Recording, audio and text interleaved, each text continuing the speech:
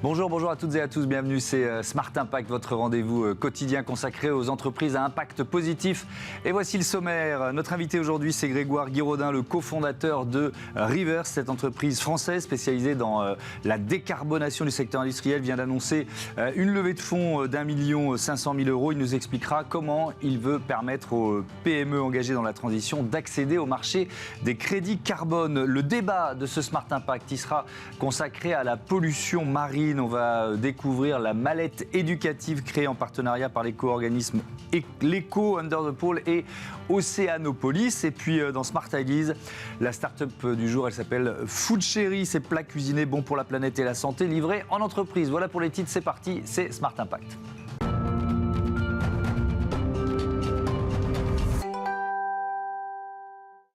Bonjour Grégoire Guiraudin, bienvenue. Merci de me recevoir. Vous êtes donc le cofondateur de Rivers, créé il y a 2 ans avec Ludovic Chatou et Clément Georget. Votre objectif, je le disais en titre, c'est la décarbonation industrielle. Avec quels outils? Expliquez-nous. Donc concrètement, Rivers, c'est un standard d'émission de crédit carbone pour les green tech en Europe. Concrètement, qu'est-ce que ça veut dire? On permet à des PME industrielles qui développent des solutions de décarbonation de mesurer, vérifier et monétiser leur impact pour se déployer. Et ce financement est permis par, de l'autre côté, des entreprises françaises, généralement et européennes, qui ont avancé dans leur stratégie de décarbonation et sur leurs émissions résiduelles, soit acheter des crédits carbone. Et elles, donc, avec ces crédits carbone, vont financer des projets proches de leur chaîne de valeur et généralement des projets d'économie circulaire. Alors, c'est quoi? C'est un logiciel, en fait? Comment ça fonctionne? Et puis peut-être, quels avantages par rapport à ce qui existe ou existait auparavant? Donc, il y a 2 aspects dans ce qu'on propose. Un, il y a une plateforme de mesure, de reporting, parce qu'il faut collecter des sources pour avoir accès au marché du crédit carbone, et de vérification des données. Donc ça, c'est une plateforme, un logiciel qu'on a développé. Et de l'autre, on a développé ce qui s'appelle un protocole, ce qui est spécifique au marché du crédit carbone. Le marché du crédit carbone volontaire, c'est guidé par des normes internationales, et donc on a expliqué des critères, et donc on permet à ces projets d'appliquer les méthodologies. Quels sont les avantages et en quoi on a été innovant là-dessus? Le marché du crédit carbone, initialement, il vient du protocole de Kyoto. C'est quelque chose d'assez vieux. Et en fait, il a été réformé lors des accords de Paris en 2015. Nous, on a 2 spécialités. La première, c'est qu'on est spécialisé sur des projets européens, ce qui n'était pas le cas avant, car essentiellement, c'était pour financer des projets en Afrique, en Amérique latine et en Asie. Désormais, c'est ouvert au marché européen. Et deuxièmement, c'est qu'on est focalisé sur l'économie circulaire. Aujourd'hui, c'était plutôt des projets forestiers ou d'agroécologie ou d'énergie renouvelable. Et donc, nous, on permet à des projets de recyclage, de reconditionnement, de matériaux biosourcés d'accéder à ce financement. Et troisièmement, c'est que je pense qu'on a une approche assez innovante et digitalisée. On cherche à automatiser certains process chronophages pour faciliter l'accès au marché du crédit carbone. Est-ce que c'est encore un marché un peu opaque, le marché des crédits carbone? C'est un marché très opaque et qui en fait est assez naissant. D'une certaine manière, il a eu 2 phases. Il y a eu une première phase avec le protocole de Kyoto. Donc ça, c'était un marché qui était sous l'égide de l'ONU, donc il faisait très bien les choses, mais c'était extrêmement bureaucratique. Et en fait, depuis 2015, ce protocole de Kyoto a d'une certaine manière tourné la page. On est sur les accords de Paris. Et de fait, en fait, les entreprises qui peuvent acheter des crédits carbone, elles doivent d'abord faire leur bilan carbone, leur trajectoire, leur réduction. Et après, elles achètent des crédits carbone. Donc c'est un marché naissant et qui nécessite grandement la transparence doit être apportée pour en faciliter la compréhension. Là, il y a une marge de progrès, on a bien compris. Ma première réaction, mais il y a plusieurs années, quand j'entendais crédit carbone, c'était permis de polluer. Est-ce que c'est encore quelque chose, un argument qu'on vous oppose? C'est une excellente question. Je pense que je réponds à cette question à peu près tous les 2 jours. Déjà, il faut différencier. Il y a 2 marchés. Il y a les quotas carbone de l'Union européenne, qui sont une sorte de droit à polluer, puisqu'on donne des quotas d'émissions à des gros pollueurs. Même si c'est une formulation un peu maladroite, car ça reste un système extrêmement efficace, ce n'est pas celui sur lequel on est. Nous, on est sur le crédit carbone volontaire. Donc, c'est pas du tout un droit à polluer, parce que c'est plutôt un moyen de financer des projets de reconditionnement. Et les entreprises qui achètent ces crédits, c'est pas parce qu'elles achètent des crédits qu'elles doivent moins réduire. C'est en complément de ce qu'elles font. Donc il y a une confusion, mais ce n'est pas vraiment le cas. Alors justement, on parle, c'est là que ça devient intéressant, on parle de financement de PME industrielles. À quel point ça leur permet de grandir?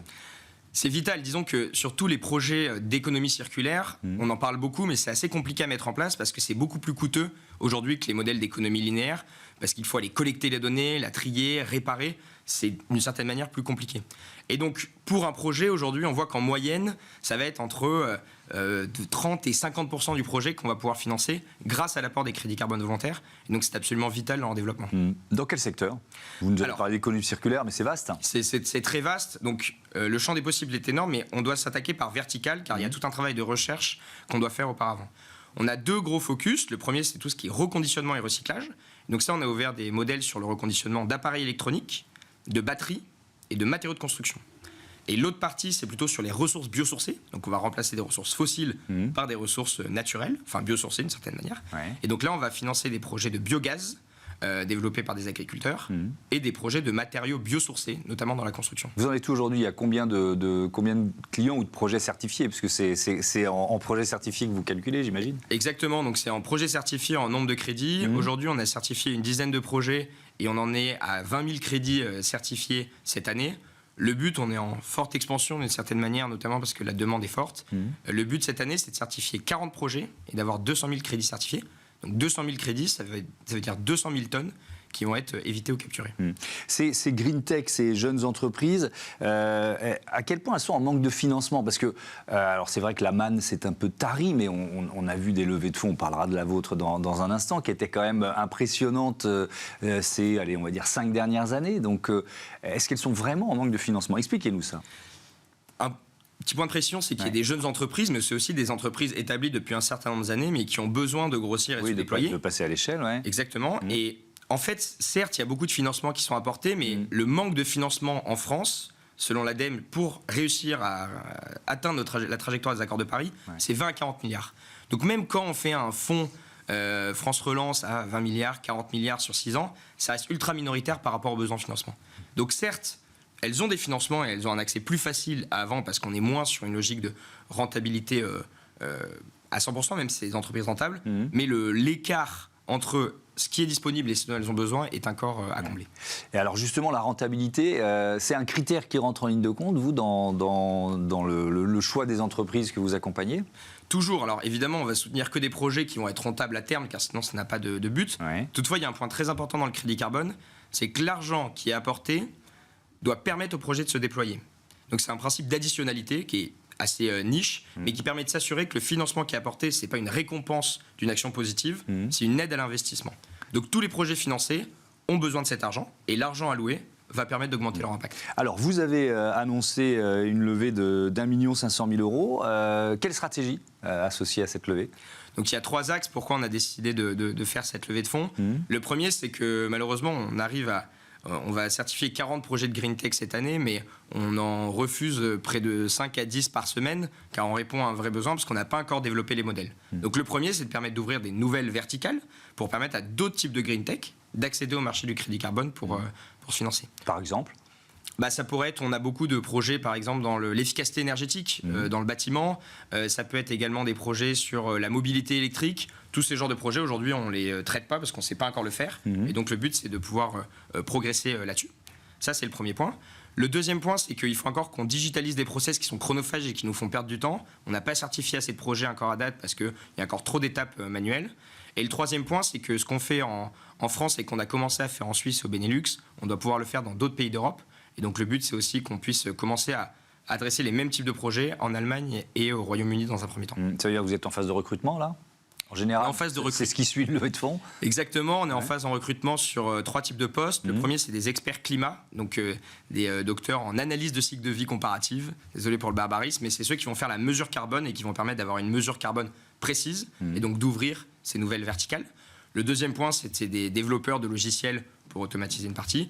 Et le troisième point, c'est plus sur la partie business développement, d'aller recruter des commerciaux qui vont aider à la fois à aller trouver les meilleurs projets et nouer des partenariats sur la vente des crédits. Allez, deux dernières questions. Est-ce que c'est une forme de label?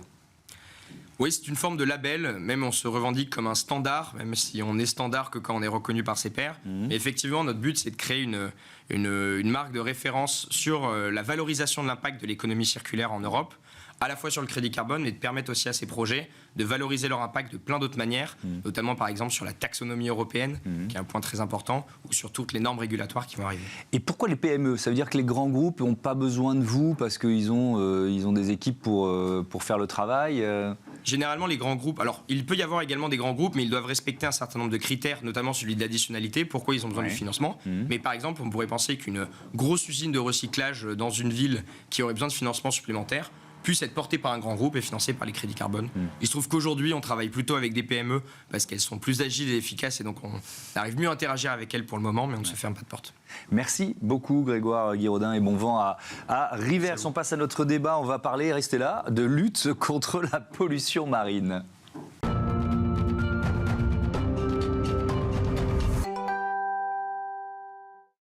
C'est le débat de ce Smart Impact. Je vous présente tout de suite mes invités. Patrick Bariol, bonjour. Bonjour. Bienvenue, vous êtes le directeur général de l'ECO. Et puis on est en duplex avec Tristan Hattin, responsable médiation scientifique, il y arrive, chez Océanopolis. Bonjour et bienvenue à vous aussi. Patrick Bariol, je commence avec vous. On va parler évidemment de ce partenariat que vous avez signé avec Océanopolis et Under the Pool pour sensibiliser les enfants à la pollution, à la préservation de l'océan.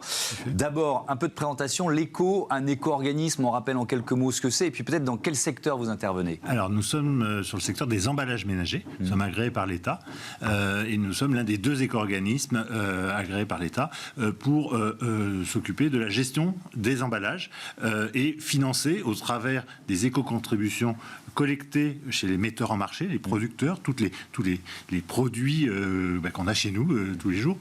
Ces marques nous versent des éco-contributions qui servent à financer la collecte, le réemploi et le recyclage de ces emballages. Et un point très important, le réemploi de ces emballages, c'est un sujet d'actualité en 2023.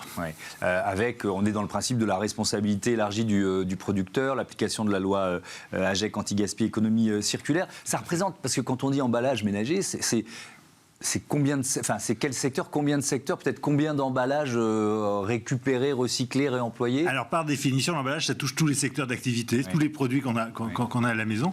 C'est plus de 5 millions de tonnes d'emballages qui sont mis sur le marché chaque année en France. Alors de toutes les sortes, du carton, du plastique, du métal.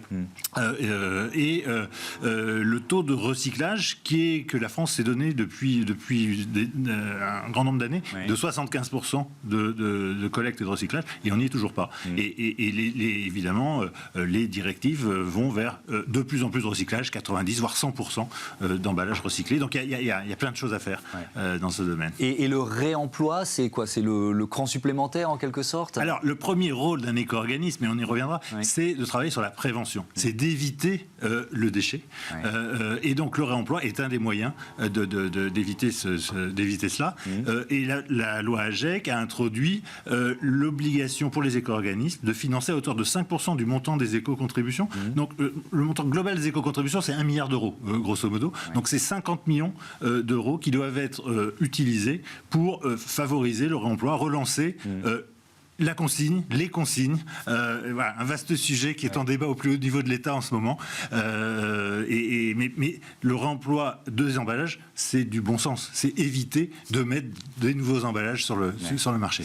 Tristan Hattin, je viens vers vous une première fois. Océanopolis, le Centre national de culture scientifique dédié à l'océan. Où êtes-vous basé? On va commencer par là. Et puis surtout, quelles sont vos missions?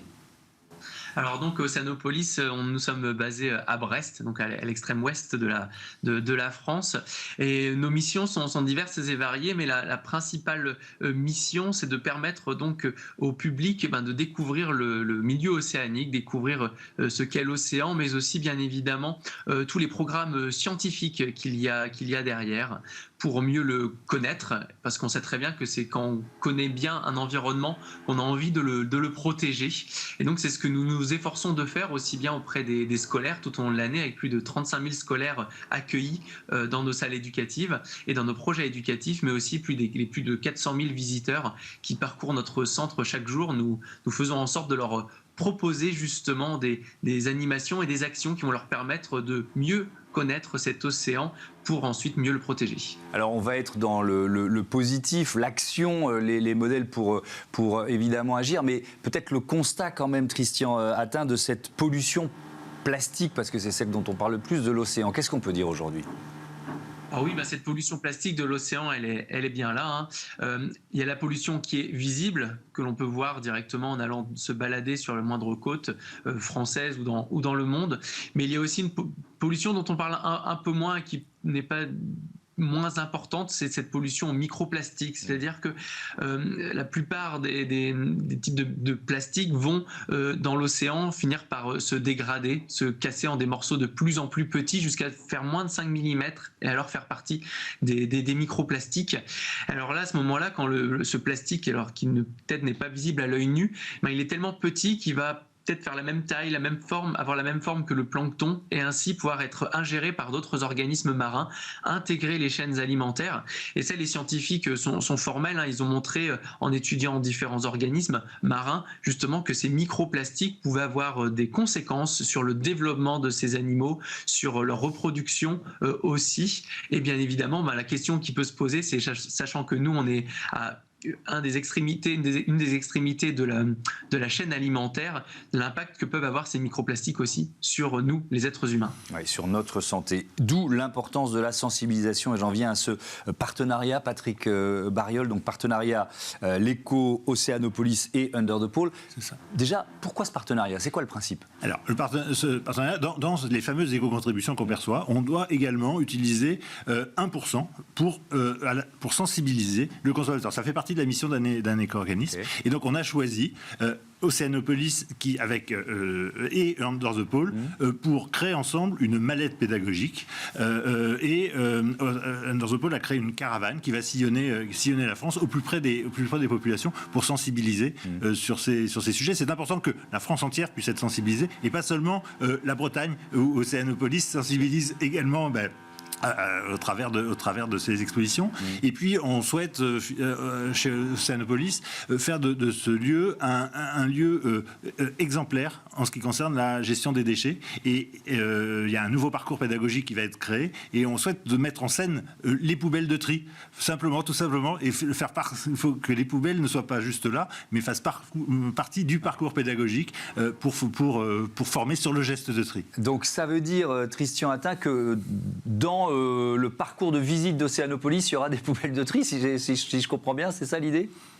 Oui, alors elles sont déjà là, hein. Okay. Mais l'idée justement, comme on a pu le dire juste précédemment, c'est de rendre finalement, de faire en sorte que ces poubelles de tri soient intégrées finalement dans le parcours de médiation scientifique, c'est-à-dire qu'on crée des dispositifs qui permettent au public du temps d'apprendre des choses, de se poser des questions et finalement faire en sorte que quand quelqu'un va devoir aller jeter son déchet à la poubelle, qu'il puisse à la fois bien savoir où est-ce qu'il doit jeter ce déchet, mais que finalement, en faisant cette action aussi, il va apprendre des choses sur la pollution plastique et aussi sur ce que l'on peut faire pour que cette pollution plastique soit réduite dans l'océan. Et alors cette mallette, Christian Hattin, on y trouve quoi, cette mallette de sensibilisation ?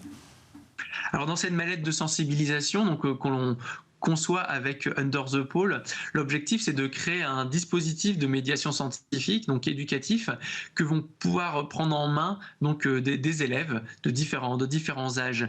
Ici, plutôt que de leur parler directement finalement de la pollution plastique, de ses impacts, on va les embarquer finalement dans une petite histoire, une enquête, et comme des petits scientifiques, ils vont devoir justement trouver le fameux de l'histoire. Et plus précisément ici, on va dans un premier temps partir sur l'expédition Under the Pole c'est ce qui est déjà arrivé justement, peut rencontrer bien évidemment de nombreux organismes marins et lors de leur expédition ils peuvent rencontrer justement des organismes marins qui peuvent être en détresse et leur objectif via l'aide justement aussi des scientifiques d'Océanopolis, c'est de bien comprendre pourquoi notre animal est en détresse, découvrir justement que malheureusement cet animal avait ingéré du plastique.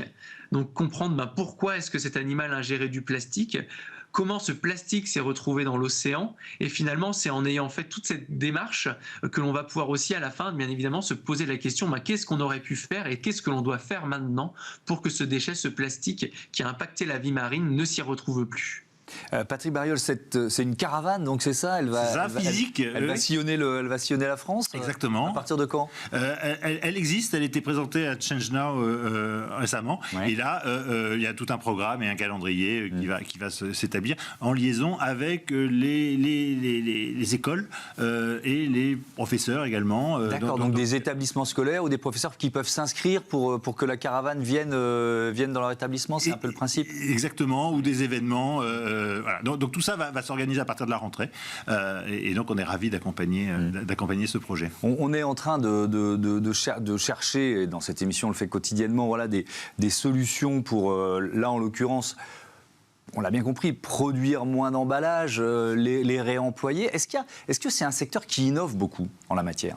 Alors, parce qu'il y a le comportement, on l'a bien compris, sensibiliser dès le plus jeune âge, mais il y a aussi l'innovation. Alors, l'innovation, il y a tout un réseau. En fait, le réemploi, c'est quelque chose qui est très local et on discute énormément avec les territoires parce qu'il faut créer des boucles courtes pour que le réemploi se déploie et soit facile pour le consommateur. Donc, on mène également une étude de désirabilité du réemploi parce que c'est très bien, on peut faire un emballage réemployable, mais si c'est trop compliqué pour le consommateur, il n'ira pas. Donc ça fait partie des axes de développement que l'on finance, et on annonce d'ailleurs aujourd'hui même un nouvel appel à projet avec une dotation de plus d'1 million d'euros pour accompagner les porteurs de projets partout sur le territoire pour favoriser le réemploi sur tous les types de produits, que ce soit des produits alimentaires, mais pas seulement. On peut réemployer d'autres emballages. On parle d'innovation, mais on réinvente la consigne d'une certaine façon. Donc c'est ce qui existait il y a des décennies. Ou alors est-ce qu'il y a vraiment des domaines où ça n'existait pas, le réemploi, où il faut vraiment l'imaginer, le créer de toutes pièces? Oui. Alors on dit, vous avez raison, ce qui vient tout de suite à l'esprit, ce sont les bouteilles, mais on sait que c'est pas simple de relancer ça, parce qu'il faut recréer des entreprises de lavage locales, et donc tout ça, il y a des investissements industriels lourds, mais des entreprises qui se créent, qui se fédèrent et qui lèvent des fonds pour gérer tout ça. Mais en dehors de ça, la loi AGEC a dit 5% d'emballage réemployable dès 2023 pour toutes les entreprises de plus de 50 millions d'euros. Ça couvre tous les secteurs. Donc on travaille avec le secteur de l'informatique, par exemple, du numérique, pour dire comment est-ce qu'on pourrait réutiliser nos boîtes de téléphone en général qu'on garde chez nous, qui sont réemployés, mais c'est pas comptabilisé, tout ça. Il y a déjà du réemploi, donc les entreprises ne partent pas de zéro. Donc la première chose, c'est de faire un état des lieux où j'en suis dans mon réemploi d'emballage, que ce soit pour l'emballage ménager ou emballage du commerce, et pour atteindre ces objectifs qui sont donc 5% maintenant et 10% en 2027 pour l'ensemble des entreprises. Donc il y a vraiment de l'innovation. Il faut se poser la question secteur par secteur, comment je réemploie mes emballages dans mon secteur. Et puis pour conclure, Christian Hattin, il y a un autre mot que je voudrais employer, c'est le mot émotion, parce que dans les parcours qu'Océanopolis propose, on est dans l'information, mais aussi ça passe par le divertissement, l'émerveillement. Pourquoi c'est un vecteur essentiel pour vous? Il faut vraiment jouer sur différents leviers d'action. On sait que beaucoup de personnes vont peut-être être hermétique aux sciences, et si on allait que sur ce volet-là, avec cet angle-là, on ne pourrait pas toucher autant de personnes.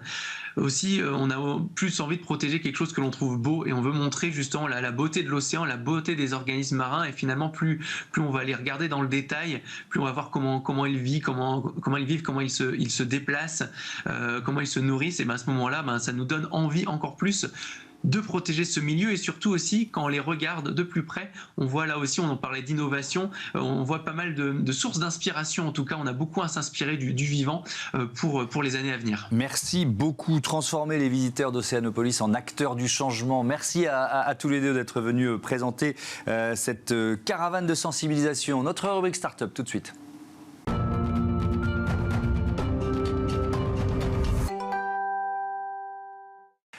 Smart Ideas avec Jérôme Lemouchou, bonjour, bienvenue. Bonjour. Vous êtes le président de Food Cherry, c'est quoi Food Cherry?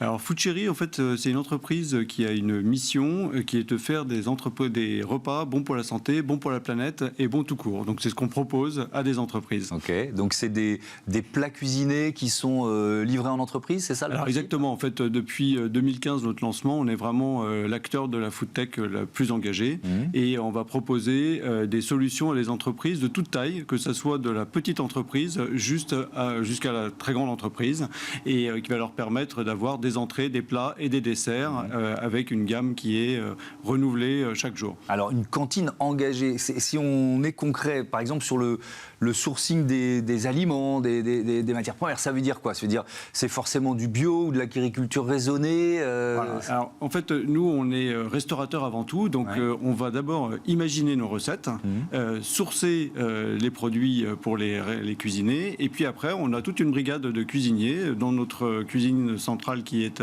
dans l'est de Paris, et qui va préparer ça. Donc évidemment, quand on fait des repas bons pour la santé, bons pour la planète, on va être très attentif à l'origine des produits. Donc on est en priorité sur des ingrédients bio, évidemment des légumes et fruits de saison. Et puis on va se sourcer davantage en circuit court. Donc on travaille avec des grands acteurs type Biocoop, mais aussi des petits producteurs. Je pense à notre fournisseur de charcuterie par exemple, qui est à Mias, qui est une famille dans le Tarn, qui fait un travail extraordinaire de charcuterie sans nitrite. Oui, ça c'est important. On est dans l'humain aussi, c'est ça que je ressens dans votre explication.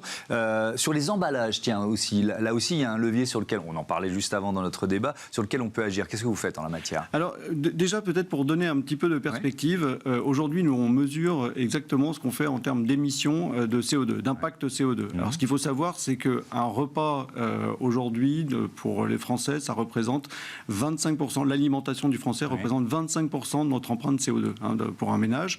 Donc globalement, 3 fois par jour, on a l'occasion de pouvoir changer la donne et d'ajuster ça. Alors après, dans un repas que nous, on va livrer, il y a 83% de l'empreinte CO2 qui vient des ingrédients qui ont été mis dedans. Donc vous faites un repas végétarien, c'est 250 grammes de CO2. Vous faites un repas à base de produits carnés, c'est 1 kg de CO2. Vous mettez du bœuf, c'est 5 kg de CO2. Donc en fait, on va privilégier d'abord ce qu'on met dans l'assiette. Et donc après, il y a 6% qui va venir du packaging et puis le reste qui va venir de notre transport et de la logistique. Donc on s'est d'abord attaché à la partie ingrédients. Évidemment, et c'est pour ça que ça pèse 80%. Voilà. C'est pour ça que 50% de notre carte est végétarienne et on encourage à aller vers ça. Alors bien sûr, on ne met pas de côté la partie packaging et on travaille aujourd'hui sur tout ce qui est réutilisable. Et pour ça, on essaie de le faire sérieusement. Donc on a fait une analyse de cycle de vie pour essayer de voir qu'est-ce qui avait le moins d'impact. Donc le verre n'est pas une option malheureusement parce qu'en fait le verre est très consommateur de CO2 et nécessite beaucoup de réutilisation pour limiter l'impact.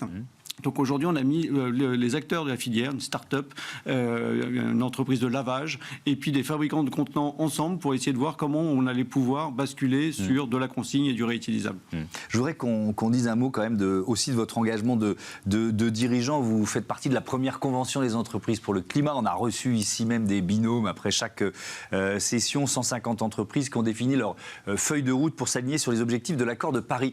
C'est quoi la feuille de route de FoodChéri? Vous en êtes ressorti avec quoi? Alors, déjà, formidable aventure, cette convention des entreprises pour le climat, où on était 150 dirigeants engagés justement pour essayer de challenger un peu nos business models. Globalement, en fait, c'est ce que je vous ai dit, c'est-à-dire que la première chose, c'est qu'on doit aller encore plus loin dans les ingrédients, dans l'apport de végétal dans nos recettes. Alors, c'est bien parce que c'est bon pour la nutrition, c'est bon pour la planète et c'est super bon, donc ça se cale bien dans notre business model. Et la deuxième chose, c'est un vrai enjeu, effectivement, sur ces contenants réutilisables et aussi sur la décarbonation de la logistique.